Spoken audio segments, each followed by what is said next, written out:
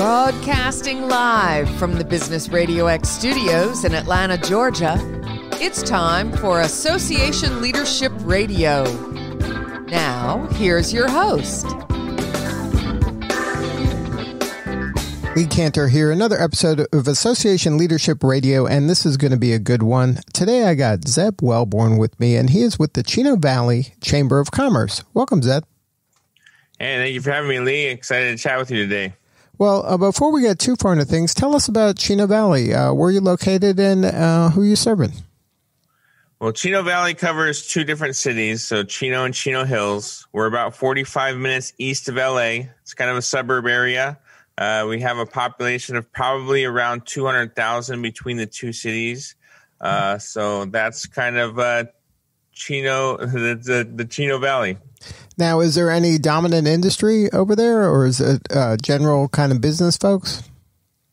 We have, so it's kind of interesting. We used to be known for our dairies. So we used to have a lot of cows and farms and things like that in our area. So I was born and raised here, so I grew up with all of that.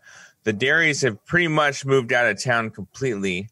It's been taken over by a lot of e-commerce retail or e-commerce that has come into town. So there's, Walmart shipping facilities and things like that. There's also a pretty heavy manufacturing sector in Chino. So we have some manufacturing businesses, and now we're kind of shifting into like an e-commerce kind of distribution center area. So now how has that been for the people who live there? Have they been making that transition pretty easily, or are you attracting a bunch of new folks to come into the area? Yeah, I mean, it's been really interesting. Like I mentioned, I was born and raised here. And so when my parents moved here, I mean, there's really only like one tract of homes. And my dad worked in Orange County, so he would travel to Orange County, and he kind of said that there's no freeways or nothing. He'd take side roads, and he'd have to stop for sheep to walk through the road and things like that. It's changed drastically. So it's from the time that I've lived here. I have friends that are in the military, and they'll come back every couple of years or so, and they're just like, it blows their mind how quickly this is built up. So this area is it's progressing. It's becoming more modern. It is a place where people want to come and live. Chino Hills is known to be a really great city, and Chino as well.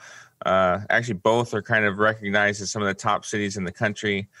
So it's kind of a great place to live, and it's been growing pretty steadily. They do a really good job at managing the growth. There is complaints sometimes about traffic and things like that, but for the most part, it's done pretty well. Well, if they're not complaining about traffic, they'll complain about something else. Traffic just means people like it and people are there. So right. Yep. Now, is there any universities or is any partnerships with universities in the area? Yeah, so we're kind of close to several of them. I personally attended Cal State Fullerton, so I commuted. It's about 20-minute drive from Chino. There is Chaffey College in our town, so that's a community college. So that's here locally. Cal Poly Pomona is also a school that a lot of folks attend, and Mount Sac is another one. So in this area, we kind of have 4 real commuter schools where people will go and travel to those schools that I mentioned. Chaffey College is definitely the closest, so we do have a campus here in Chino. They also have campuses in other local cities as well. Now, does the kind of the business community and the universities play nicely together? Do they collaborate? Yeah, so I mean, that's one of the roles that I'm in, and as running the Chamber of Commerce, I'm really trying to facilitate that. I'm pretty new to my role. I've been doing this for 2 years now officially, and that's one of the things I'm really trying to build on is building our connections between our educational institutions and our business community. So we are actively working on that. We have we've always had a member of Chaffey College on our board of directors. So that's one that we have a direct contact with. I've been working with Cal Poly Pomona on internship programs, getting their students to help out our businesses and the chamber. And we also have a collaboration with Chino Valley Unified School District, so our K through 12 schools, and Baldy View ROP, which is like a trade school type program where they're educating students and preparing them for the workforce. So we have a relationship with them as well. Now, because of the pandemic, has there been a lot of pivoting from you as a leader of the chamber in terms of getting the members together? Because, a lot of chambers rely on face-to-face kind of meetups and meetings and conferences, education, and that is hard to do in today's world. Yeah, no, for sure. My background, the reason why I got involved in the chamber was I still run an online marketing business. So that was kind of what brought me to the chamber. My target market was business owners and things like that. So I figured I should get involved in a local business organization. So I've done that, and that's really helped me during this pandemic because I do have that skill set, using online and digital tools to help get the word out, help educate others, and continue to conduct business as usual with quotation marks through the chamber. So all of our events, we're still doing all of them. We're just kind of reimagining them in a digital environment or a way where people aren't congregating and getting together. Through our chamber, we put on a lot of events, and most of the events we put on are bringing people together in a closed space, and that's really not something we can do anymore. So it's reimagining how we do that. So we've been doing a lot of Zoom meetings for one, but then we're also doing a lot of other things where we're finding creative ways to still get people together, but not together. So like this month, we're doing we're calling #CV Restaurant Month. So we're encouraging our community to go out and visit restaurants that have been hit by the pandemic, that are struggling because of it. So going to takeout and delivery services. So there's like a passport that they've got to try to complete throughout the month. And we have 21 restaurants that they have the opportunity to visit throughout the month, and then get a chance to win gift cards and stuff like that locally. So we're really trying to help our local restaurants right for this month in particular. Yeah, they've been hit really hard, and that's great that you're doing that. That's a really innovative way to kind of bring people together and support the local businesses that need it the most right now. Yeah, I know they're really appreciative of it, so we're happy that we're doing it, and it's a fun thing to do as well. So. Now, any advice for other leaders out there in order to keep their teams engaged? Because this not only affects your members, but also the other folks that are part of the chamber. How do you kind of stay connected with them so they don't kind of lose hope and they don't kind of get disconnected? Because a lot of the chamber, there's a lot of volunteer folks involved in chambers. Yeah, so like I said, we still kind of run everything. We never took a break on anything. So I know, in kind of what you hear from other chambers and organizations is that, in this kind of thing, that they said, oh, well, we can't do anything anymore. So a lot of folks just stopped doing things that they would do. And I had the opposite approach. I feel like it's extremely important for the business community in general. And I feel like the chamber represents the business community as a whole. And so what I felt was important is to model the behavior that a business should be taking, which is that this isn't going to stop us from conducting business. We've just got to get creative in ways, just like, people who are successful in business do, get creative to figure out how we can still offer the services that we provide. So that's what I still do. So I think just doing what we're doing and just reimagining everything in a way that we can keep folks engaged and participating. All of our events have seen significant increases in attendance as a result of this. So, we'd have like 30 people we do a weekly event. We call it Business at Breakfast. We'd have about 30 attendees or so. And we've been having upwards of 50 that are coming for our Business at Breakfast virtually. So we're not only are we keeping our current members engaged, but we're also bringing in new ones into our community as well. Now, do you think that that's because now, since it's not kind of forcing people to go physically somewhere and deal with traffic, like you said, and deal with other issues, that since they're home, they can just pop onto the video call and then attend? Yeah, I think that's a big thing of it. I know that there are some struggles for some folks. We have a lot of people who didn't grow up with computers, are not necessarily computer savvy. So asking them to get on Zoom and participate in that platform has been difficult for some. But for a lot of others, it makes things a lot easier. Me personally, it is a challenge because, every Wednesday I've got to drive to the location. We've got to set it up in advance. I've got to take it down because we meet offsite. So I got to take all that stuff down. And so by when all is said and done, an hour and 15-minute meeting is pretty much 2 hours. And then on top of that, you're kind of congregating and meeting with people afterwards. So it is a lot of time invested into doing those. And now I can just hop on, when it first started, we're kind of working from home.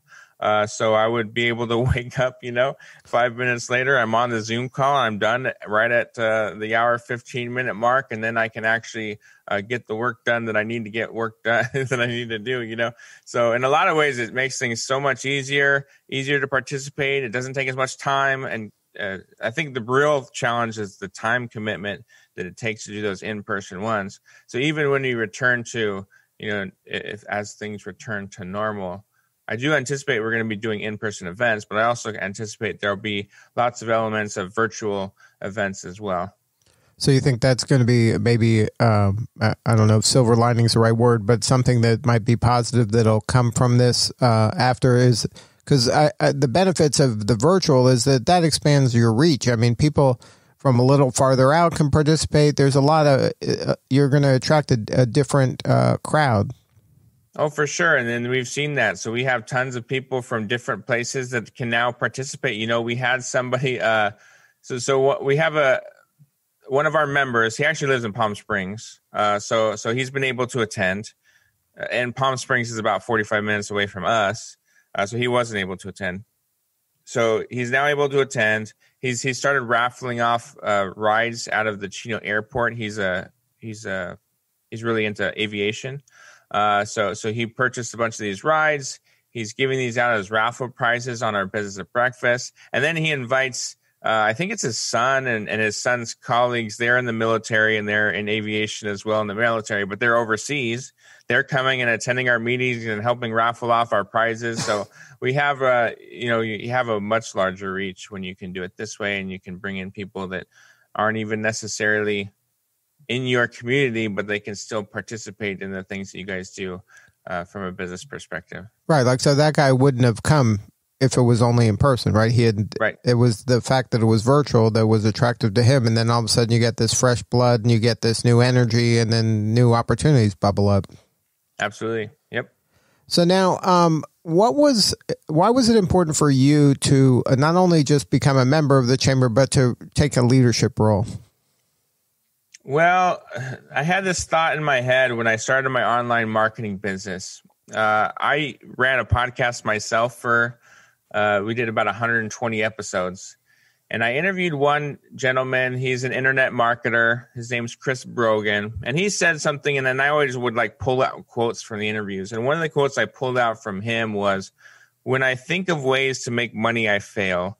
And when I think of ways to be of service to others, I make money." And I just found that really resonated with me for some reason at the time, because I was very, when you first start a business, your whole goal is I'm just trying to make money and trying to do all you can to do it. And then people see through that, so I've kind of shifted my strategy ever since then to just be I'm here to help you. I want to help you as best as I possibly can with whatever that is.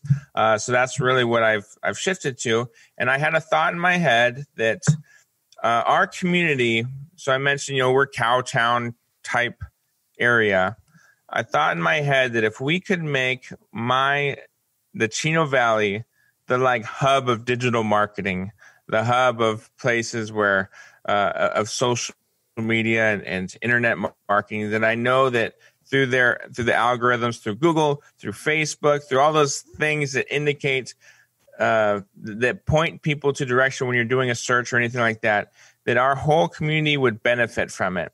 And so when I joined the chamber, my thought was, okay, my role here is to help get people to use the online platforms, collaborate with each other, because it will make our online footprint larger, which means we're attracting more people from a business standpoint, to our community. So that's really what I was trying to do. And so when I joined the chamber, I'm thinking I want to be a part of the business community, And when I got here, it was a lot different than what I thought it was, So I was the youngest person. When I first joined, I was probably around 30. And I would say I was probably about 30 years younger than anybody in the room. And so in my head, I'm just thinking, well, this isn't like an accurate reflection of the business community. So I had two thoughts, which was I could either get involved or I can start my own kind of thing because there wasn't any other business organizations in town that I found. Mm-hmm. So my ultimate thing was I decided to get involved, obviously. So I got involved. I won Business of the Year in 2012. I was on the board of the directors the next year. I took over as the chairman the year after that. And then so I was very involved as a volunteer capacity while I'm running my business. And then we made a change at the executive director position. And I was asked to take it over. I said no multiple times and then finally said yes. And then temporarily, and then that temporarily turned into permanently. So I'm very happy that happened. I think I really like what I do. I know that I'm impacting our business community, especially during this time. I've had people reaching out saying that because of the work that we've done, businesses are able to stay in business. So that's a very rewarding thing to be a part of. So I'm glad that worked out the way that it did. So now, were Chris Brogan's words accurate? Were you making more money because you were doing all this service? Yeah, absolutely. Yeah. I mean, and I feel like my life is enriched as well. So, in the chamber, you come across a lot of different people and there's a lot of different mindsets that people have. One of those mindsets is very transactional oriented. I'll say is there people come to the chamber and they say, I'm joining the chamber. I expect to get this many people purchasing my product or services, and those people never really do well in the chamber capacity. And when I'm kind of connected with them afterwards, I don't necessarily see it going well for them personally, successfully in a business either. What I do find is that those people that do have that service mindset where they're here to be of service do typically tends to be more successful as time has gone on. And those are the people that I like to surround myself around too.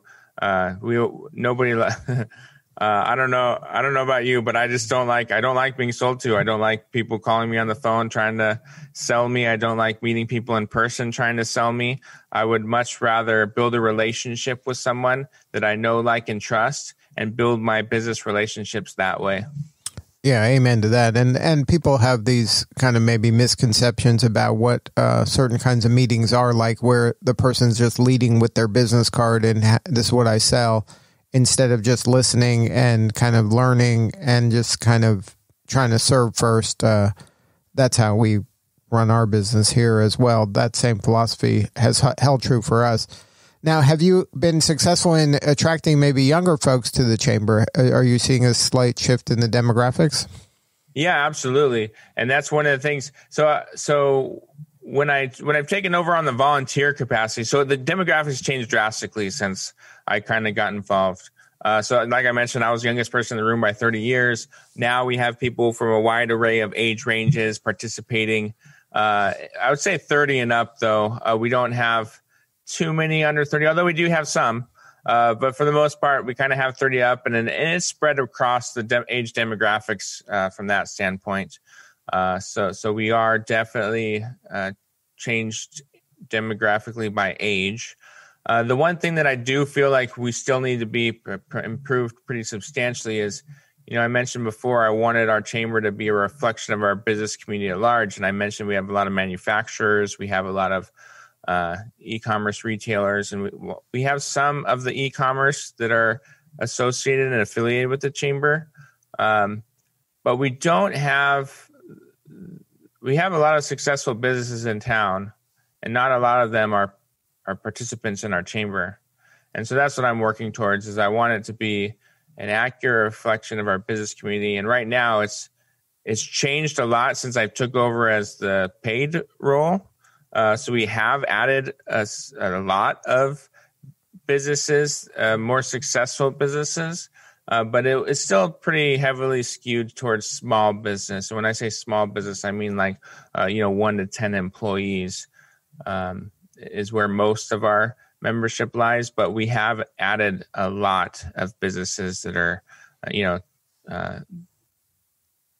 we have different categories, but 50 employees and up. So we have added a lot of those since I've taken over. Right. And you just want to let these enterprise level companies know that there's benefits of joining and being part of the community. And you got to kind of articulate the win for them as well. Yeah, exactly. And we're working on a lot of those things. I think one of the things that people look at a chamber is they look at that networking thing, and they, like you mentioned, they have those business cards that they give out, and that's kind of what people imagine or at least I think that when people imagine a chamber of commerce is you go to a meeting, you're kind of exchanging business cards with people, and that turns a lot of the successful businesses off because they don't have that need. They don't have that need to come in and be sold on insurance or be sold on financial advice or whatever like that, but they do have a need and a desire to be supportive of the community as a whole. We're working with workforce development, helping secure workforce in our area and help build a pipeline of people that can be employed at these large organizations. We're working on legislative action, so making sure that we're looking out for the best interest of businesses as a whole.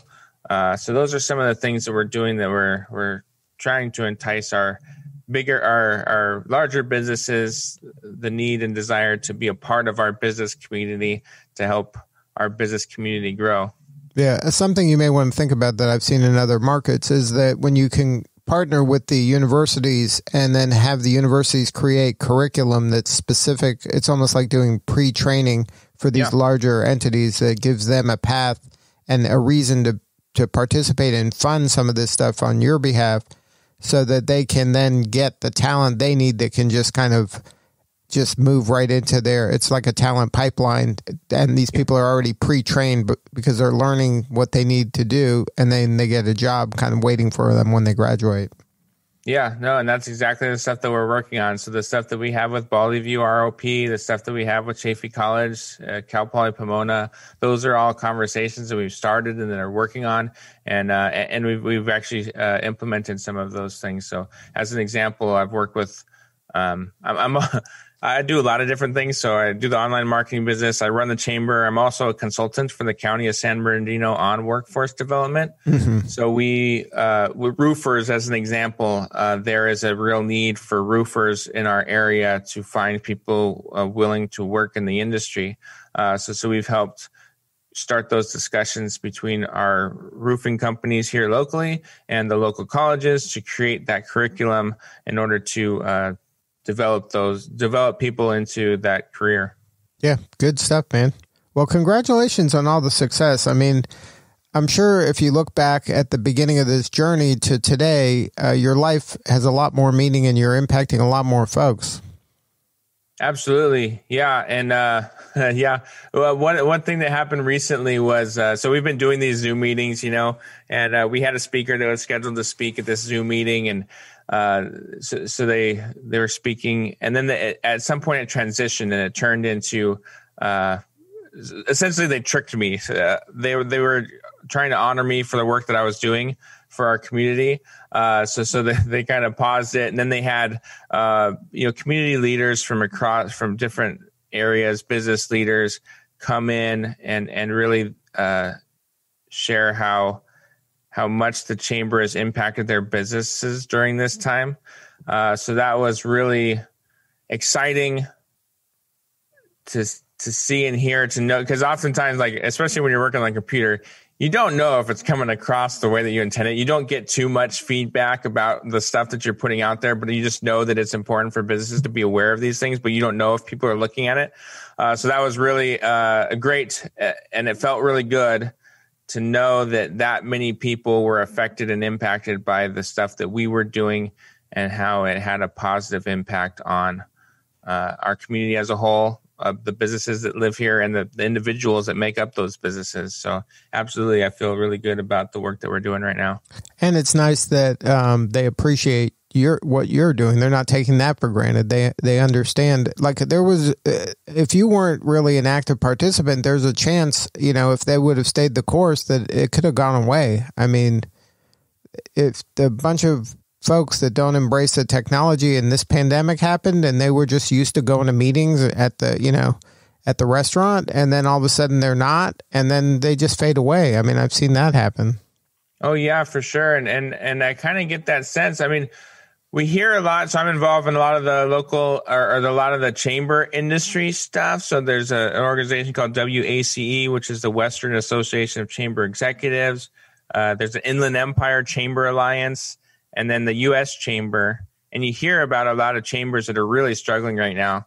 We're fortunate where we're not in that situation, but a lot of chambers are really struggling financially, and a lot of them aren't going to make it out of this. Yeah, right. I think a lot of those ones that didn't really do that, not necessarily because they didn't choose to, but they just didn't have that skill set or that ability, or a lot of chambers were in poor positions before this started.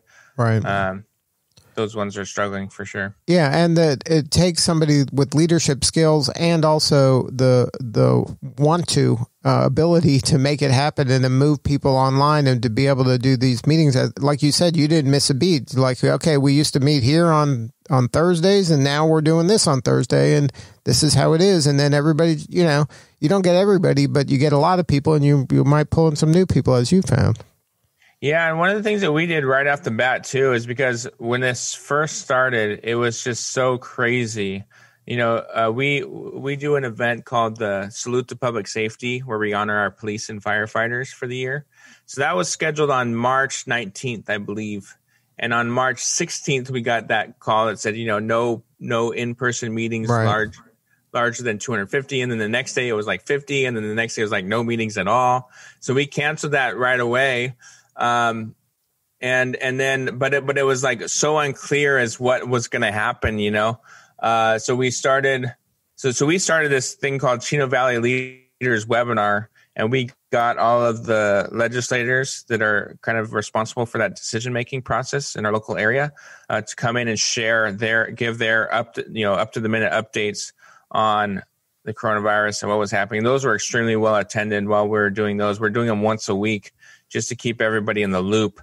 I feel like the uncertainty is, there's still a lot of uncertainty, but it's not like that crazy, like what the heck is going to happen next?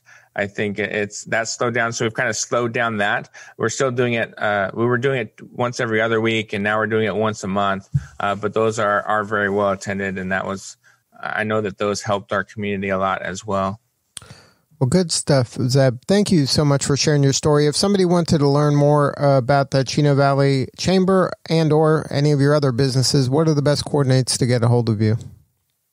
Well, the great thing about my name is it's very easy. Nobody else has it. And I'm on all the social media channels. I mentioned I do digital marketing and all that stuff. So you can really find me at any social media at Zeb Welborn. So that's ZEBWELBORN. So you can follow me on any of those social media channels. And then the Chino Valley Chamber of Commerce is ChinoValleyChamber.com. And you can go through our website or our social media channels there. Good stuff. Thank you again for sharing your story. Hey, great. Thanks a bunch, Lee, for having me on. I appreciate it. All right. This is Lee Cantor. We'll see you all next time on Association Leadership Radio.